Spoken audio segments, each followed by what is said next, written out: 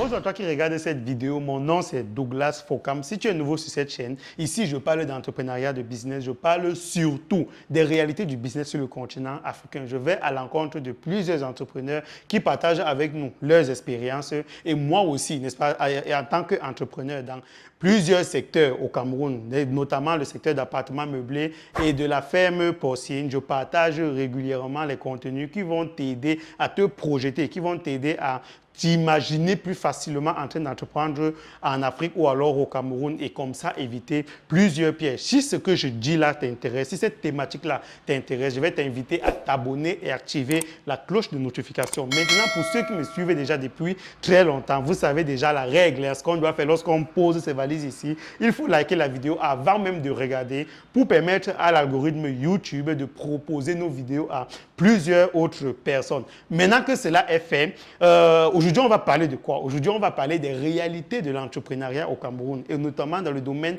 de l'appartement meublé. Et oui, ce fameux business où tout le monde se lance. Est-ce qu'on gagne réellement de l'argent avec ça? Quelle est la vision que tu dois avoir lorsque tu veux faire ce type de business-là? Croyez-moi, hein, le business, ça peut paraître facile. On achète voilà, quelques matériels, on va poser la main.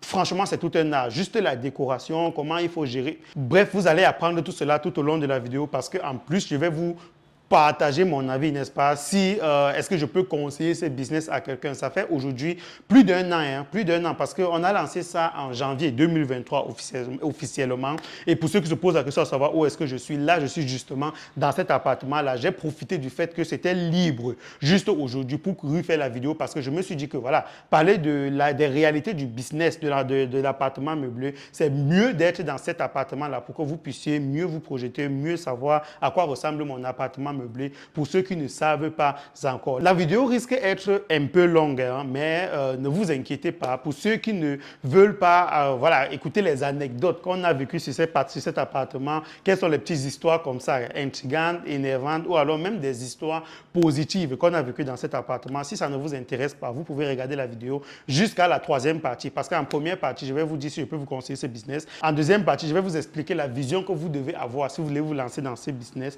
En troisième partie, maintenant, je vais vous dire combien je gagne. Ça, c'est le type de point que tout le monde aime. Donc, si ça t'intéresse, reste jusqu'à ce point-là. Et si après, tu as un peu de temps, tu veux savoir voilà, les histoires qui se sont passées ici et que tu veux bien rire, regarde aussi le quatrième point jusqu'à la fin. C'est sûrement le point qui va rendre la vidéo beaucoup trop longue. Prends un café, installe-toi très bien parce que non seulement on va beaucoup s'amuser, mais on va beaucoup apprendre. C'est parti.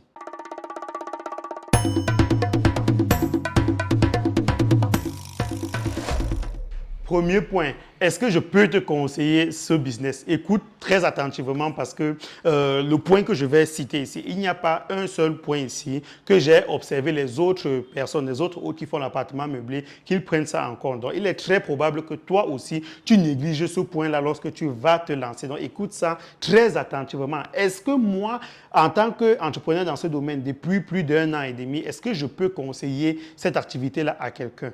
Oui et non. Je ne suis pas le type de personne qui va venir vous dire lancez-vous tout simplement parce que ça donne de l'argent. Oui, tu devrais te lancer dans ce business. Pourquoi?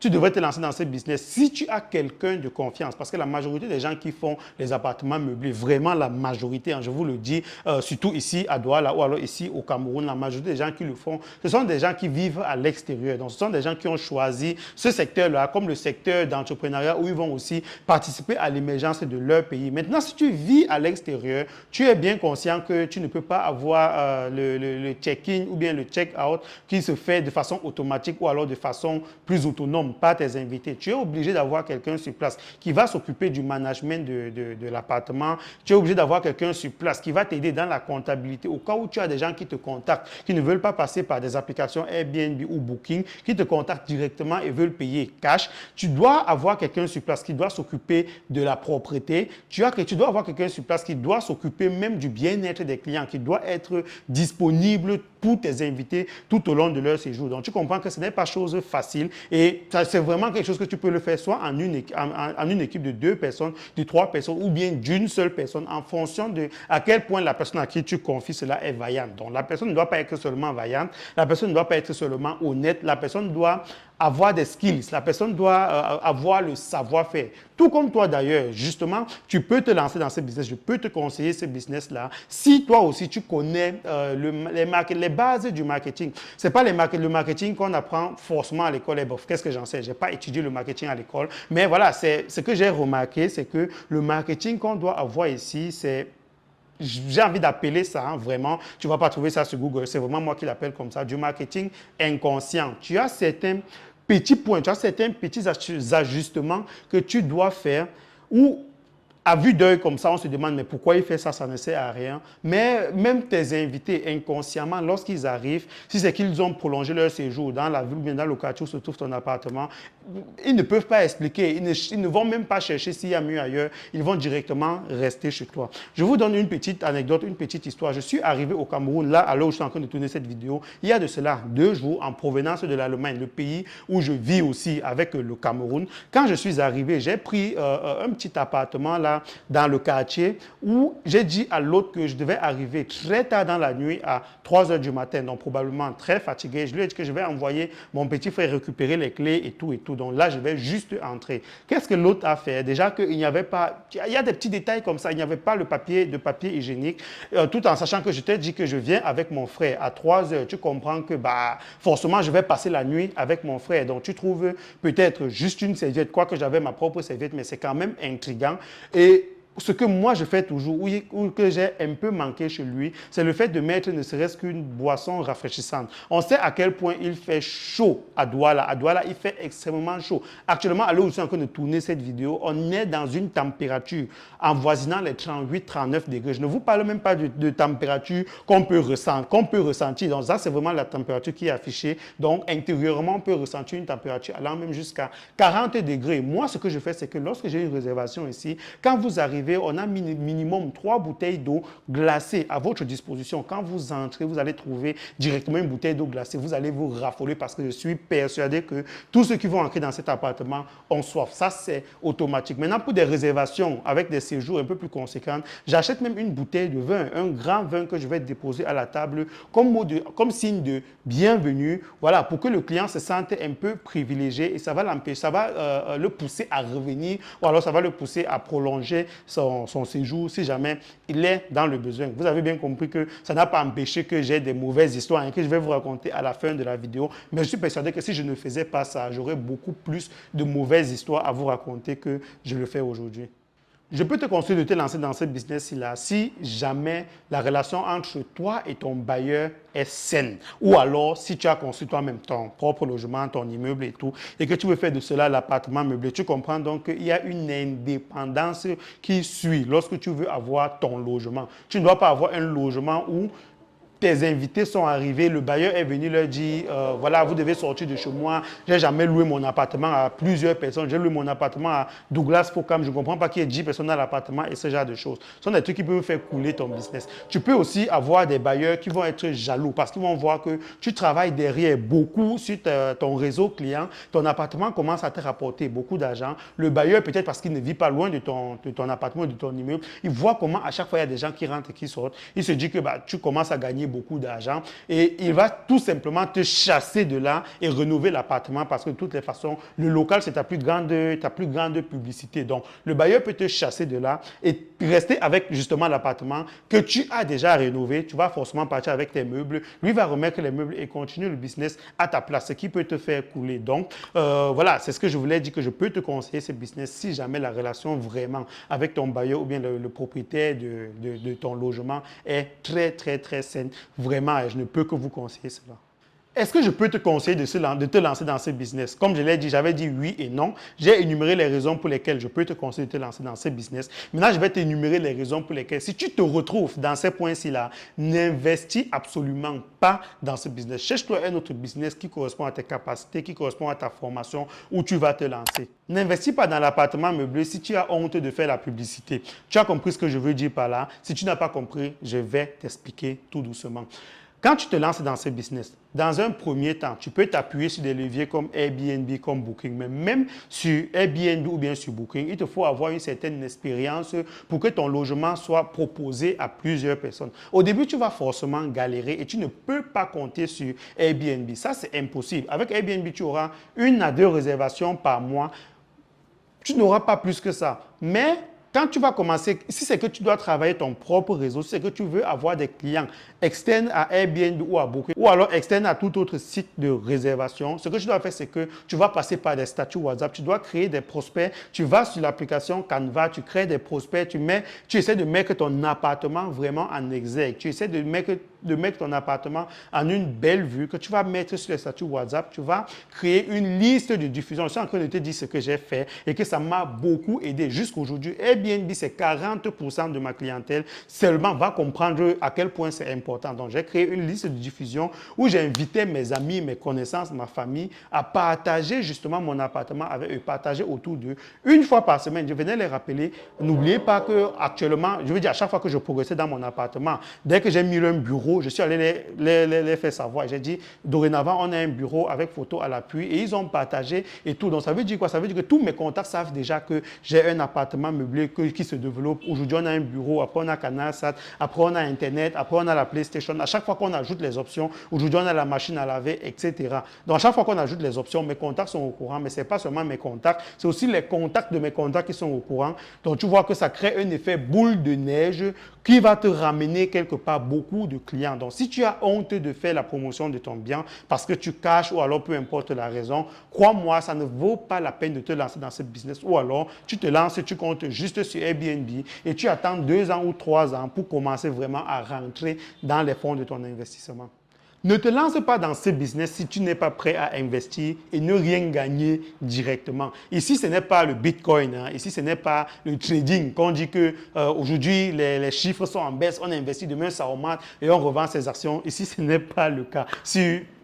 Sur l'appartement meublé, sur l'activité de l'appartement meublé. Aujourd'hui, tu vas peut-être, je veux dire, tu peux commencer comme moi, hein, où tu essaies de mettre vraiment les bases. Et après, au fur et à mesure, tes clients seront exigeants parce que tu n'as pas peut-être beaucoup de chaînes de télévision. Quelqu'un qui veut peut-être regarder la Coupe d'Afrique des Nations, par exemple, il va se plaindre chez toi que ce n'est pas possible. Ça ne sert à rien d'avoir une grande télé et ne pas avoir la Coupe d'Afrique des Nations. Tu seras obligé d'installer donc CanalSat. Les gens vont se plaindre que, mais moi, je viens dans ton logement, ton appartement, et puis je ne peux pas travailler, n'est-ce pas? Parce qu'il y a des gens qui sont ici et qui travaillent en même temps en Europe, en Occident. Donc, du coup, tu n'as pas de connexion Internet. C'est un peu galère pour eux. Ils vont te pousser à avoir une connexion Internet. Pareil pour un bureau, pareil pour la machine à laver, pour les gens qui vont rester sur un très long séjour. Quelqu'un qui va venir prendre peut-être ton séjour pour 1 mois. Crois-moi, ça va te rapporter énormément d'argent, mais la personne ne va pas venir si elle n'a pas la simple possibilité de nettoyer ses vêtements. Donc, tu comprends qu'à chaque fois, il va falloir que tu investisses. Tu ne dois pas attendre que le besoin se présente pour que tu achètes ceci et cela. Non, tu peux prévoir, tu peux anticiper, tu vois, et commencer déjà à acheter le matériel. Donc, comme je te dis, tu peux acheter le matériel pour un client. Derrière, tu as 5 ou 6 clients à qui ça ne les intéresse même pas. Au contraire, hein, ils vont te dire que ça m'embarrasse, ça m'embête et tout. Donc, tu comprends que tu dois investir et attendre vraiment un bon bout de temps avant de rentrer dans les fonds de ton investissement. Pareil aussi, même pour l'activité en général. En général, quand tu vas commencer cette activité, au début, ce sera un peu galère. Mais ça, on va parler sur le point où je vais vous expliquer mes finances, combien est-ce que je gagne. Ne te lance pas dans ce business si tu es quelqu'un qui s'énerve rapidement, si tu es quelqu'un qui prend des décisions sur les émotions. Crois-moi, c'est pour ça qu'on va parler à la fin des anecdotes où je vais vous raconter des trucs. Vous n'allez tout simplement pas croire. Vous n'allez pas croire qu'il y a des gens qui peuvent agir ainsi. Donc, quand vous n'êtes pas préparé, quand vous ne savez pas qu'il y a des personnes de mauvaise foi, croyez-moi, vous pouvez franchement commettre l'irréparable. Donc, du coup, si vous êtes quelqu'un qui s'énerve rapidement, qui prend des décisions vraiment sur des émotions, croyez-moi, vous n'allez pas vous en sortir. Vous allez avoir peut-être quelqu'un qui va demander à visiter votre logement avant de passer à la réservation, ce que vous allez bien sûr accepter parce que peut-être la réservation est conséquente. Et puis, la personne va arriver chez vous et va vous dire pourquoi vous n'avez pas de groupe électrogène? Alors que voilà, tu lui as donné toutes les informations, la personne va arriver et te dire cette marmite est trop grande pour moi, je veux une marmite beaucoup plus petite. Tu vois, il y a des questions comme ça, quelqu'un va vous poser, vous allez vous dire mais comment est-ce qu'on répond à ça en fait? Tu vois, et puis peut-être la personne va vous dire ok, vous pouvez bloquer le calendrier, je vais réserver et tout et tout.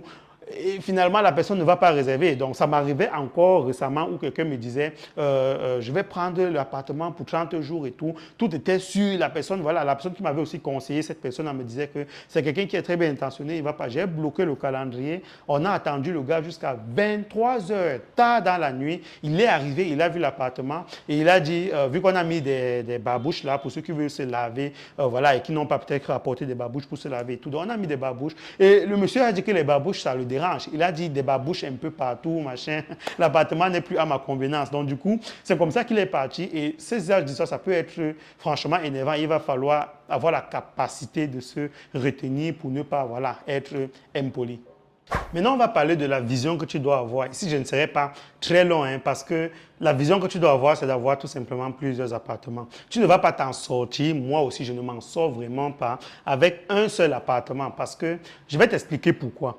Lorsque tu vas avoir un appartement, tu as beaucoup de problèmes qui sont liés à cet appartement-là. Par exemple, tu as l'énergie, n'est-ce pas? Le fait qu'on va couper la lumière comme si c'était des jeux de lumière de Noël. Tu as le fait que voilà, les factures d'eau vont souvent être exorbitantes.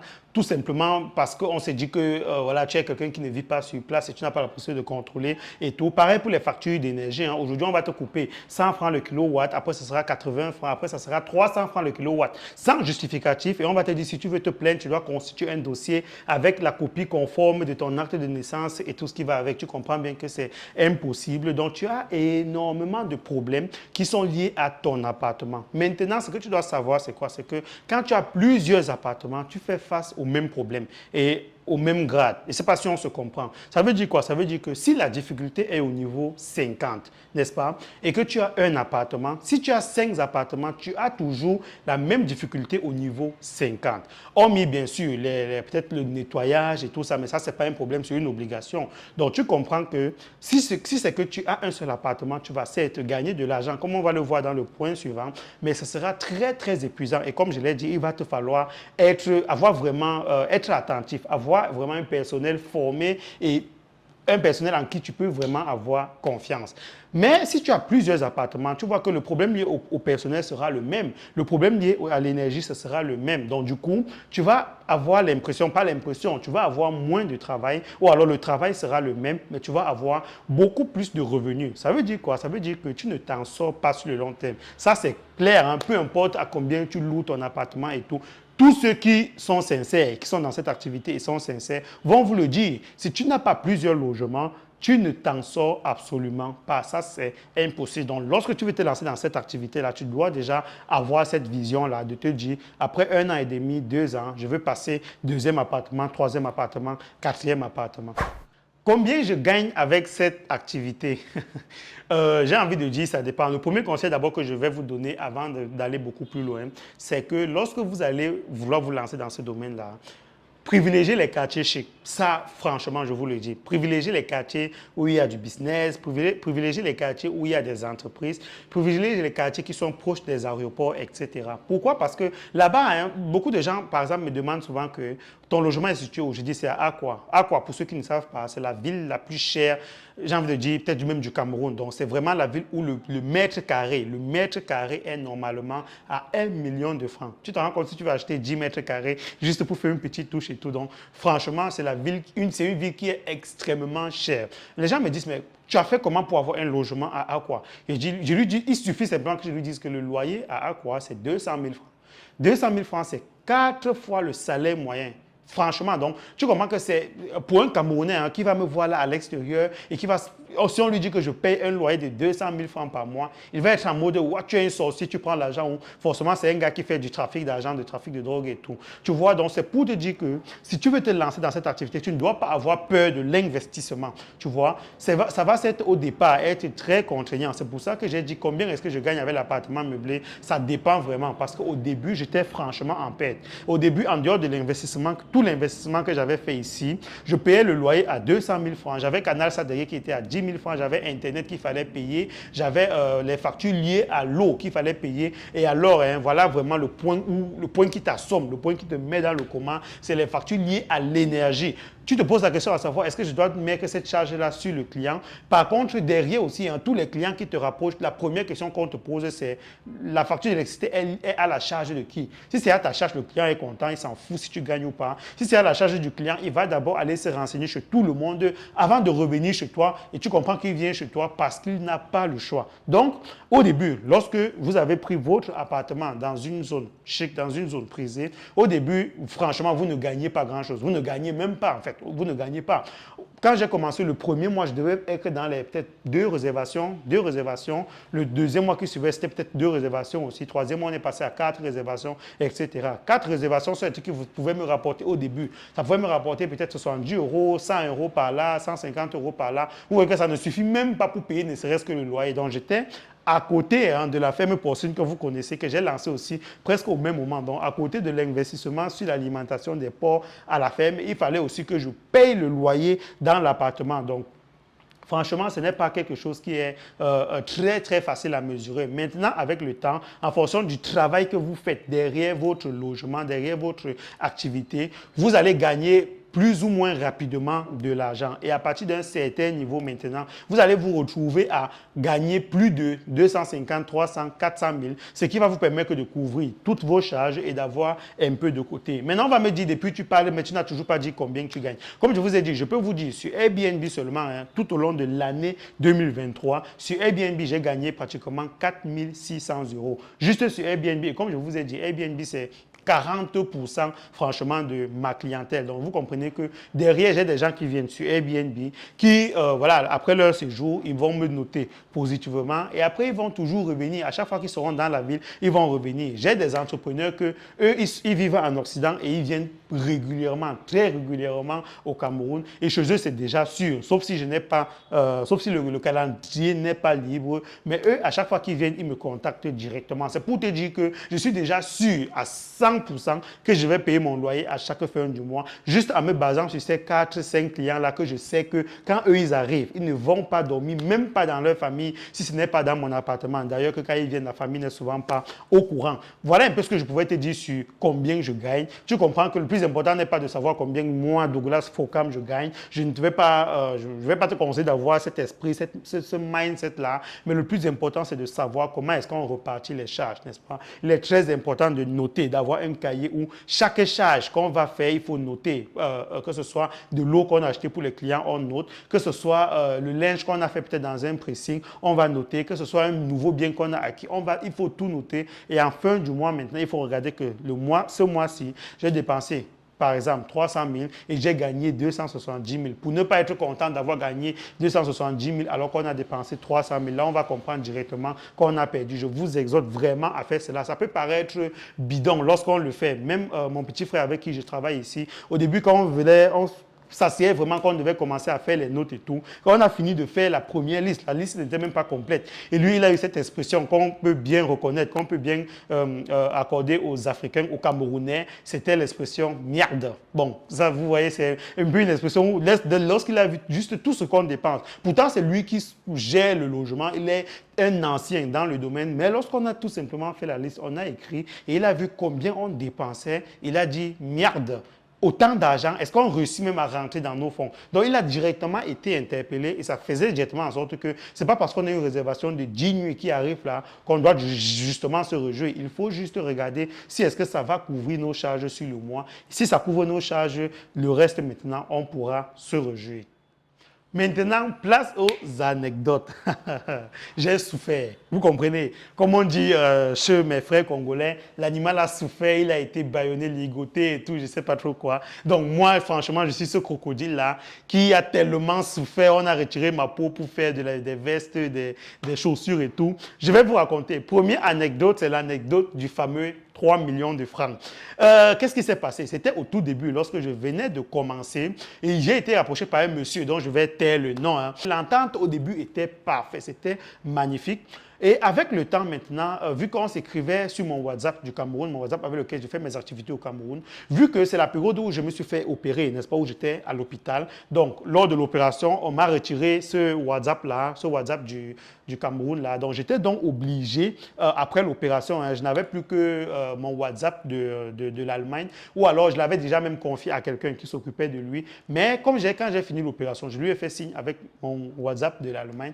Et il m'a rappelé directement, il m'a dit, tu viens en Allemagne? Ah oui, j'étais aussi en Allemagne, voilà, j'étais à Munich et tout. L'Allemagne, l'Europe ne m'impressionne pas. Vous avez compris, c'est là où naît déjà le complexe. Au fur et à mesure, nos relations se sont détériorées. Au fur et à mesure, il était très exigeant avec moi parce que il s'agissait en fait des Indiens qui allaient venir sur une période de 3 mois, 2 mois. Oui, c'était des Indiens qui allaient venir sur une période de 2 mois. Ils travaillaient dans une grosse multinationale, non loin en fait, toujours à quoi, mais non loin de mon logement. Et le logement était tout simplement parfait pour eux parce qu'ils devaient juste traverser la route pour se rendre au bureau et revenir au niveau du logement. Maintenant, le gardien là, ils sont passés un jour sans le monsieur. Ils ont dit au gardien ils ont demandé au gardien de me convaincre, de tout faire pour que moi, je leur donne mon logement. Pour vous dire à quel point eux, ils voulaient prendre ce logement. Maintenant, celui qui les parrainait, en quelque sorte, qui était mon frère camerounais, lui, il me mettait des bâtons dans les roues. Il va me dire, fais-moi un contrat et tout. Je vais faire le contrat. Voilà, tout simplement, je ne vais pas discuter le contrat. Dans le contrat, je vais mettre ma caution. Le gars va me dire, cette caution-là, j'avais mis, je crois, 500 000 pour la caution. Il me dit, non, supprime 500 000, tu mets 100 000 francs. Je dis, mais monsieur, c'est mon appartement, c'est moi qui fixe la caution. Mais derrière, il y avait quand même 3 millions de francs. Donc, je me suis aligné sur ce qu'il a dit. Il me dit, il faut recalculer, tu nous fais encore des rabais et tout. Je précise que je donnais 10% au monsieur. Donc, le monsieur, en dehors des 3 millions que je recevais, je devais retirer 300 000 francs que je devais lui donner. Mais il n'était toujours pas satisfait. Et j'ai envie de vous dire, vraiment, même si ça reste mon impression, tout est venu du moment où je lui ai dit que je vis en Allemagne. Et il y a des choses qu'il ne voulait plus accepter. Même ce qui était simple, il ne voulait plus accepter. Mais j'ai supporté ses caprices jusqu'au dernier moment. C'était quoi le dernier moment? C'est là où vous allez rire. Les Indiens, pendant toute cette période de pourparlers, où moi-même j'étais à l'hôpital, je faisais l'effort, même à l'hôpital, de faire des contrats parce qu'il n'y avait que moi pour le faire. Je faisais l'effort de recalculer un peu les remises. Chaque nuit, je vais vous faire 10% à partir de la 3e semaine, on monte à 15% et tout ça là. Tout cela dans un lit après l'opération. J'ai fait tout cela pour lui. Franchement, on parlait d'une grosse somme d'argent. On parlait quand même de 3 millions de francs. Donc du coup, j'ai supporté jusqu'au moment où les Indiens sont venus. Ça se voyait que les Indiens étaient contents d'avoir eu la maison parce que pour eux aussi, c'était une belle affaire. J'ai envie d'imaginer que leur entreprise leur avait alloué un montant pour leur séjour à l'hôtel et tout, et que ce montant-là était tellement énorme par rapport à ce qu'eux, ils me remettaient. Mais mon frère camerounais voyait seulement qu'on donne 3 millions au gars là. On donne 3 millions. Donc pour lui, franchement, il avait du mal à accepter. Donc, les Indiens, eux, ils logeaient dans un hôtel, n'est-ce pas, que je vais aussi taire le nom, pendant toute cette période de pourparlers qui a duré 4 à 5 jours. Pendant cette période où ils logeaient à l'hôtel, franchement, donc vous comprenez que voilà, ils avaient des besoins, leurs habits, leurs vêtements étaient sales et tout. Je précise que dans le contrat, le monsieur m'avait obligé à nettoyer les habits des Indiens. Oui, mon frère, qu'est-ce que tu veux qu'on fasse? C'est pour l'argent. Je ne vais pas venir ici transformer l'anecdote. Je vous raconte vraiment comme ça s'est passé. Donc, le monsieur avait exigé qu'on va venir chaque 4 jours récupérer les habits, les vêtements des Indiens, aller laver, faire laver dans une blanchisserie, repasser à nos frais et le les ramener. Ça aussi, on avait accepté. Donc, le jour où ils arrivent donc à l'appartement, ils sont venus avec des vêtements sales. Les vêtements qu'ils ont utilisés pendant toute cette période de pourparlers où ils étaient à l'hôtel. Le monsieur arrive, il va dire à mon petit frère quelque chose qui m'avait vraiment blessé. Il va dire à mon petit frère qu'il n'a pas, que de toutes les façons, depuis qu'on est en train dans ce truc-là, il n'a pas envie de parler à mon petit frère parce qu'il ne s'exprime pas en anglais, un truc du genre. Bref, il lui avait dit qu'il n'avait pas envie de causer avec lui et qu'il n'avait qu'à se taire.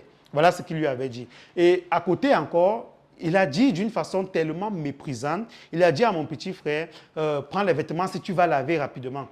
Je vous rappelle que ce sont des vêtements qu'ils avaient utilisés avant leur entrée dans le logement.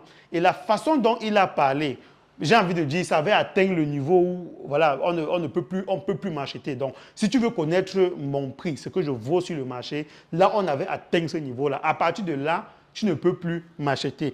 À côté aussi, il y a plusieurs anecdotes comme ça où les gens sont venus. On ne parlait pas quand même de 3 millions, mais où les gens sont venus, ils ont il pensait qu'il pouvait nous parler n'importe comment parce qu'il voyait juste l'argent qu'il te donne. J'ai des clients ici que j'ai chassés. Étant en Allemagne, j'ai appelé mon petit frère. Je lui ai dit, qu'est-ce que la cliente dit, qu'est-ce qu'elle dit et tout. Je parle un peu à la cliente et puis je dis, passez le téléphone à mon petit frère. Dès qu'on passe le téléphone à mon petit frère, je lui dis, récupère les clés et demande-lui de partir. Tout simplement, donc, franchement, tout le monde a un prix dans la vie, c'est vrai. Les 3 millions, j'ai envie de dire, j'ai bien galéré pour chercher à l'avoir, mais à partir de ce niveau, il avait déjà remis l'argent à mon petit frère. C'était dans le sac, un gros billet, une grosse liasse de billets et tout. J'ai appelé mon petit frère. Je n'ai même plus parlé au gars. J'ai appelé mon petit frère. J'ai dit, remets-leur leur argent, ils vont partir. Tout simplement, si le gars me rappelle, il me dit, donc juste pour laver les vêtements, pour 3 000 francs que tu vas dépenser pour avoir 3 millions, tu es en Europe, peut-être parce que l'argent pour toi, c'est rien et tout et tout. Je vais aller voir quelqu'un qui va mieux valoriser l'argent. J'ai dit, mon frère, vas-y, j'ai même failli prononcer son prénom tellement il m'avait marqué. Je lui ai dit, vas-y, il faut donner l'argent à quelqu'un d'autre. Allez refaire vraiment toute votre sorcellerie ailleurs. Cet argent-là, je n'en veux pas. Plus tard, mon petit frère m'a posé la question à savoir si est-ce que je n'ai pas regretté ma décision. Et puis, à moi de lui apprendre une leçon que je peux aussi me permettre de vous apprendre dans la vie. Il y a un type d'argent qu'on ne prend pas. Croyez-moi, il y a un type d'argent que quand on prend, on ne peut plus remettre et on ne regrette que plus tard. Celui qui est assez malin va comprendre ce que je veux dire. Je passe à la deuxième anecdote. Deuxième anecdote, celle-ci, elle était plutôt, on va dire, amusante parce que là, je n'ai pas perdu d'argent. Je vais t'expliquer, ça va te permettre aussi de comprendre quelques astuces que tu peux faire appliquer sur Airbnb parce que, bref, je vais t'expliquer, on ne va pas trop bavarder. Voilà, il s'agit d'un Américain d'origine angolaise, si je ne me trompe pas, il était d'origine non pas angolaise, ougandaise. Voilà, un Américain d'origine ougandaise qui était venu, ça faisait longtemps, il n'était pas rentré en Afrique, donc ça faisait toute une éternité. Et lorsqu'il a décidé de rentrer en Afrique, il voulait faire le tour de quelques pays où on parlait l'anglais et tout en Afrique. Donc, le voilà au Cameroun, le voilà qui a choisi, pas mon logement, il a choisi un autre logement où, voilà, vraiment la mentalité camerounaise. Hein. Celui qui était sur place, il lui a dit, vas-y, attends-moi, je vais venir. Le gars lui a dit, j'arrive à telle heure. Il a dit, je ne sais pas si c'était 16 ou 17 heures. Et à 18h, 19h, le gars n'était toujours pas là. Vous vous imaginez quelqu'un qui est venu pour enjoy ses congés au Cameroun. Il arrive, il est dans une voiture à attendre 2 heures de temps pour avoir accès à un logement qu'il a payé. Il s'est dit, bah, je m'en fous, tout ça c'est de la merde. Il a annulé sa réservation et il a réservé mon appartement sur Airbnb. Je précise, il a réservé mon appartement aujourd'hui, peut-être à 13 heures, en disant qu'il souhaite être là tout de suite. Je lui ai dit, monsieur, non, ce n'est pas possible. Nous, généralement, on ne prend même pas les réservations instantanées, vraiment, parce qu'on a toujours des clients qui sont là. Donc, ça veut dire que vous nous appelez, on a des clients qui viennent de sortir. Ce n'est pas la magie qu'on va faire pour préparer l'appartement en 1 heure de temps. Ça ne se fait pas. Donc, c'est comme ça qu'il me dit, OK, pour 16 heures, il va aller faire quelques tours, il va revenir. À 16 heures, l'appartement était clean. Il avait réservé pour 3 jours, je crois. Il est dans 3 jours, on devait être je suis à 50 euros, 50 euros la nuitée pour tout l'appartement. Si tu veux louer l'appartement avec juste une chambre, c'est là qu'on va redescendre à 35 euros. Donc, 50 euros, on était à 150 euros pour 3 nuitées. Beaucoup d'argent quand même. Donc, il est arrivé. Lorsqu'il est entré, il s'est installé, il était content, il a allumé la clim parce qu'il faisait extrêmement chaud. Donc, lui qui n'est pas habitué, vous pouvez vous imaginer à quel point le mec transpirait. Donc, il est arrivé, il s'est assis parce que j'avais allumé la climatisation avant qu'il n'arrive. Donc, quand il est arrivé, dès qu'il est entré d'abord dans l'appartement, c'était frais. Il me dit, oh, I like it, I like it. Donc il s'est assis sur le canapé avec la clim qui frappait directement sur lui. Il a commencé à me poser des questions. Where are you from? Do you live in Cameroon? Or I see your number, your phone number was Allemagne et machin, tout ça.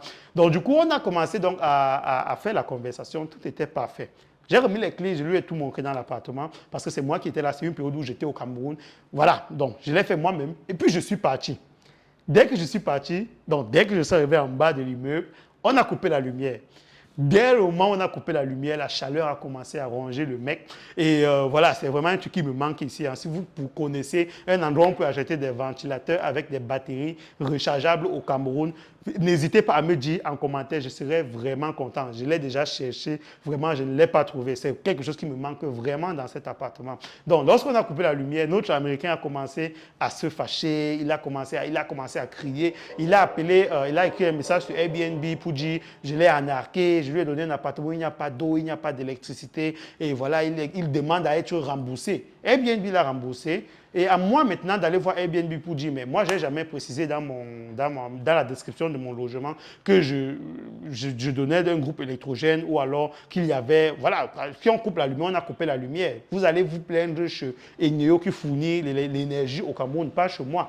Je pense que la somme n'était pas très conséquente et Airbnb m'a aussi remboursé. Donc Airbnb a perdu chez moi et a perdu chez le mec. Donc là, je n'ai absolument rien perdu. Donc juste pour vous dire que vous allez avoir des gens comme ça qui ne connaissent pas les réalités du pays. Lorsqu'ils vont arriver chez vous, ils vont s'attendre à avoir le même service qu'ils ont dans leur pays en Occident. Vous devez être préparé à ça. Vous devez comprendre que quelqu'un arrive chez vous, par exemple, et vous dit qu'il doit laisser la climatisation allumée pour sortir. Quoique même chez eux, on ne fait pas ça. Mais vous avez des gens qui ont vraiment des mentalités où ils ne comprennent pas qu'on est en Afrique, quoi. Donc, à vous de vous préparer. Moi, c'est ce que j'avais à vous partager. On passe à la troisième anecdote. Troisième anecdote. On parlait de qui? On parlait toujours d'un Canadien ou Américain, si je ne me trompe pas. Donc, du coup, celui-là, c'est quelqu'un qui a... Je crois que ça devait être quelqu'un qui est vraiment riche, hein, ou je me trompe, mais je ne sais pas. Mais généralement, les gens qui vont louer, ce qu'ils louaient chez moi, c'était sur la période, c'était 700 euros. Donc, les gens qui vont généralement louer mon logement sur une si longue période pour autant d'argent, ils ne le font généralement pas directement. Impossible. Ils veulent se rassurer s'il y a un parking sécurisé, ils veulent se rassurer si l'immeuble est sécurisé, ils veulent se rassurer s'il y a du Wi-Fi, ils veulent se rassurer, voilà, si tout ce que j'ai mis sur Airbnb, ça passe. Et du coup, quand je les rassure de tout ça, c'est là où ils passent à la réservation. Mais bizarrement, celui-ci avait fait la réservation de façon instantanée et voilà, il m'a donné des signes qui me montraient qu'il pouvait me créer des problèmes, mais je n'ai pas été attentif. Dès qu'il a réservé, j'ai envoyé le mail comme on le fait de façon automatique pour confirmer et on va lui envoyer des informations relatives à son check-in quelques jours avant son entrée. 1 ou 2 semaines avant l'entrée du monsieur, il m'écrit et il se plaint qu'il n'a pas reçu d'informations sur le check-in. Est-ce que je veux qu'il se perde dans la vue de doigt là ou quelle est cette façon-là de manager les clients? Bon, je pense que c'est quelqu'un qui pensait plus à ce qu'il offrait que le logement que nous lui offrions. Donc, à moi de m'excuser et de lui envoyer dans les informations plus tôt que je le fais d'habitude. Et je le mets donc en contact avec celui qui va prendre soin de lui sur place. Tout se passe très bien. Le check-in se passe absolument bien. Et lorsqu'il arrive dans l'appartement, la nuit directement qu'il arrive, on coupe la lumière. Encore cette histoire de lumière. Franchement, on souffre avec la lumière. Quand on a coupé la lumière, il a supporté. Lui, vraiment, il a supporté. Jusqu'au lendemain. Le lendemain, la lumière est revenue. Je crois que la lumière est revenue tard dans la nuit. On a coupé la lumière vers 21h et à minuit, la lumière était déjà là. Et le lendemain, à 18h, on a recoupé. Quand on a recoupé la lumière à 18h, le mec me fait un message. Il me fait un message que je n'ai pas vu tout de suite, donc je n'ai pas répondu directement. Donc j'ai répondu après 1 heure de temps. Le temps pour moi de répondre, pour lui proposer une solution à cela, il a déjà écrit à Airbnb, tenez-vous tranquille, où il a menti. Il a carrément menti et Airbnb est tellement sensible à certaines informations et c'est ça que lui, il savait. Donc il a dit à Airbnb qu'il a pris mon logement, ça fait 2 jours aujourd'hui où il n'y a pas d'eau, 2 jours aujourd'hui, il n'y a pas de lumière et mon logement ne correspond pas tout simplement aux photos. Donc, du coup, Airbnb, sans me consulter, voyant que la vie du monsieur était quelque part en danger, sans me consulter, a annulé sa réservation, l'a fait sortir et a remboursé son argent. Je veux dire, à part les 2 jours qu'il avait déjà loué, Airbnb a remboursé intégralement son argent. De mon côté, maintenant, Airbnb m'écrit pour m'informer du fait qu'il a réservé, il a eu des problèmes, mais que je dois faire attention la prochaine fois. J'ai dit à Airbnb que oui, mais c'est beau de faire attention, mais qu'est-ce qu'il y en est de mon argent? Je veux dire, j'ai bloqué mon calendrier parce qu'il a fait sa réservation pratiquement 2 mois à l'avance. J'ai bloqué mon calendrier sur cette période-là 2 mois à l'avance. Donc, forcément, il faudrait que vous me dédommagez, mais vous me parlez de quoi? Airbnb m'a dit non, on ne peut pas, en m'envoyant des liens pour me renvoyer à leur politique de machin, il ne doit pas manquer d'eau et tout. Je lui dis, mais c'est impossible déjà qu'il n'y ait pas eu d'eau parce que nous, on a des cubiténés ici où on a rempli d'eau. Tu ne peux pas manquer d'eau là. C'est impossible. Je veux dire, si tu utilises de l'eau, toi-même, tu es censé savoir que tu dois remplir parce que tu as trouvé le récipient rempli d'eau au cas où. Donc, du coup, le monsieur n'a pas fait attention. Il a laissé l'appartement dans un état catastrophique, tellement sale, l'appartement était immonde, franchement. Donc, du coup, j'ai fait part de cela à Airbnb, ça n'a pas marché. Et Airbnb, qu'est-ce qu'ils ont fait? Ils ont dit que moi, je leur envoie de l'argent. J'ai refusé. Ils ont donc crédité mon compte en dessous. Donc, ça veut dire quoi? Ça veut dire qu'à ce moment-là, mon compte affichait moins 500 euros. Vous voyez ce que je veux dire? Donc, ça veut dire que ceux qui devaient donc réserver directement sur Airbnb, vu que sur Airbnb, on n'a pas le droit de les faire sortir de la plateforme, sinon on te bloque. Donc, ceux qui réservaient sur Airbnb réservaient et on coupait dans les moins 500 euros que Airbnb affichait dans mon compte. Ça veut dire qu'il fallait que je retravaille 500 euros pour mettre mon compte à jour avant de recommencer à gagner de l'argent sur Airbnb. Tout simplement parce qu'un monsieur est venu et a fait comme si c'est moi qui offre l'énergie au Cameroun. Et en plus, c'est quelqu'un qui est un habitué du Cameroun. Franchement, je n'ai pas compris cette mentalité-là. Mais si vous vous lancez dans ce domaine-là ou bien vous êtes dans ce domaine-là, vous devriez forcément faire face à ce genre de personnes. Des anecdotes comme ça, il y en a beaucoup. Hein. Franchement, je ne vais pas vous citer tout type d'anecdotes, sinon on va faire de la vidéo tout un film. On a quelqu'un aussi qui est venu parce que sa famille devait juste dormir dans l'appartement parce qu'il avait un mariage et tout. Donc, il devait revenir à minuit, dormir jusqu'à 6 heures et reprendre leur avion pour partir. Donc, juste pour ça, le monsieur m'a proposé 10 000 francs pour mon logement au lieu de 35 000 francs. Ce que où j'ai rigolé parce que ce qui m'a aussi fait rire, c'est que c'est un monsieur qui venait aussi du Canada, du nord-ouest, sud-ouest aussi, mais qui a aussi des logements. Donc, je n'ai pas compris, voilà, si lui, quelque chose que lui-même n'aurait pas accepté dans son logement, il me l'impose. Bref, je n'ai pas accepté. Il y a tellement d'anecdotes. Mais en même temps aussi, il y a beaucoup d'anecdotes positives. Franchement, le positif domine largement sur le négatif. Je vais vous prendre 2 anecdotes rapidement positives que voilà, j'ai vécu ici, que je vais vous partager pour que ça vous encourage aussi, pour que vous sachiez aussi que les efforts que vous êtes en train de faire pour donner un bon service à vos clients, ils vont derrière, pour la plupart, l'apprécier. Première anecdote positive, c'est aujourd'hui, c'est devenu un ami. Il y a un adage qui dit il est plus facile de faire d'un client son ami que de faire de son ami un client. Cela marche tellement pour moi. Ça marche tellement dans mon cas. J'ai quelqu'un qui avait réservé mon appartement de toute façon banale pour 3 jours. Et aujourd'hui, il est devenu un ami, un partenaire d'affaires aussi. On veut travailler ensemble dans d'autres secteurs d'activité. Il a loué mon appartement. Il est arrivé, voilà, ma façon de communiquer, la façon de communiquer de mon petit frère sur place. Franchement, il nous a fait des propositions. En partant, il a réorienté l'appartement dans cette... Franchement, le mec, il nous avait franchement ébloui. Et aujourd'hui aussi, c'est quelqu'un que, à chaque fois qu'il va arriver au Cameroun, il réserve l'appartement. En fait, il ne réserve même plus. Il m'écrit, est-ce qu'il y a des disponibilités? Je lui réponds et il pose ses valises là. C'est terminé. Donc, franchement, c'est quelqu'un qui est arrivé là.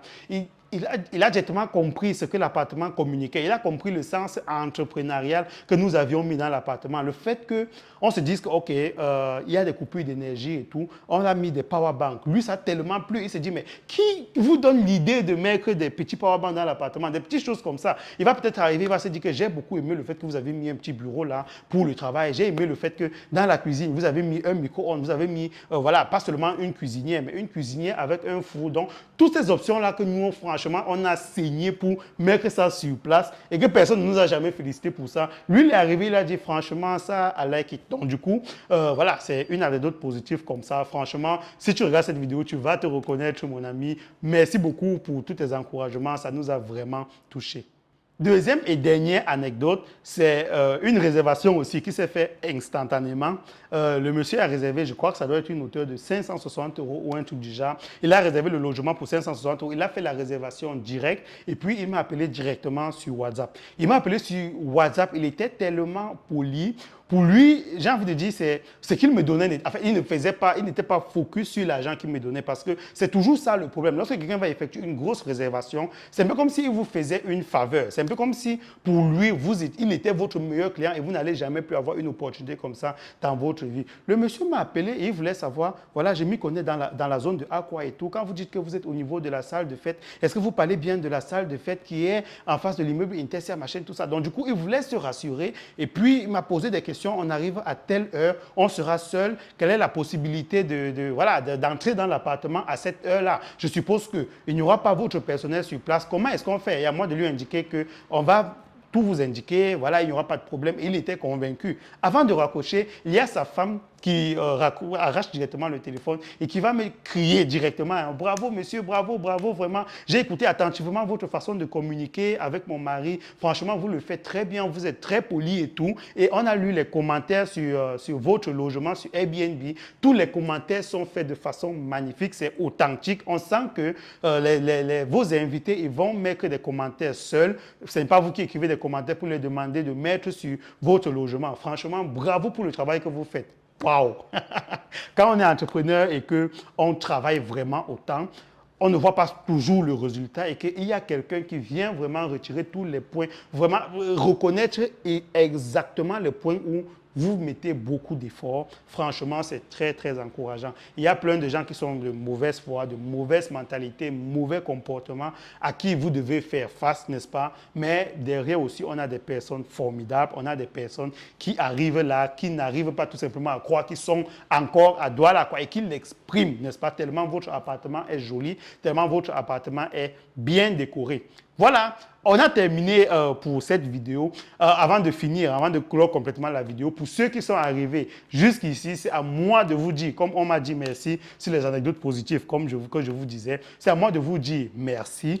J'espère que je n'ai pas été ennuyeux, j'espère que la vidéo était très bien faite, très bien animée. Et si vous voulez vous lancer dans ce type de business, vous pouvez me contacter directement si vous avez besoin des conseils. Mais si vous avez besoin des conseils dans la décoration, vous pouvez contacter le numéro qui s'affiche tout en bas.